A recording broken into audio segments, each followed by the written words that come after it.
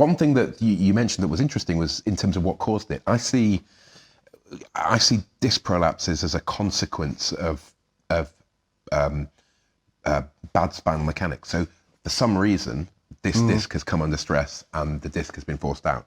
And drugs to relieve pain or injections to relieve pain, even surgery to take out that bit of disc fragment doesn't address the underlying motion segment abnormality.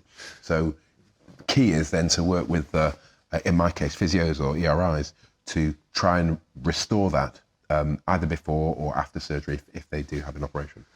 So when you say poor mechanics, I mean, I'm thinking there's another cause. There's a military woman who's just picked up a hugely heavy load, usually in the form of a backpack with added ammunition and weapons and so on, which is putting a completely unnatural strain on the back, which it might not be prepared to handle even if the mechanics are intact.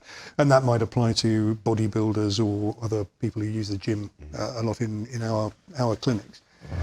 But in terms of the poor mechanics, what do you find? What are the poor mechanics? So, because we could be looking for these in advance, couldn't we, to try and prevent this happening in the first place? Yeah, I'm sure that you'll be familiar with these concepts already. But as you know, if your trunk is not both strong but also controlled, the shape of your spine, the normal lordosis of your spine is not intact, and so the forces through the disc at each level are increased if the spinal alignment is not correct, and then that's amplified if you rotate and bend down to pick something up, etc. So I think about it in terms of muscle strength, muscle bulk. So do you have the muscle tone there? Strength, are you able to deliver the force there? And then movement control.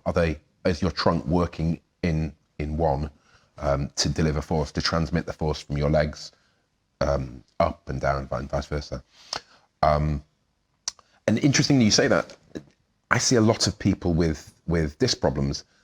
Most of them don't happen when they're putting on a heavy Bergen or bending over to pick something up. And they do those things as well.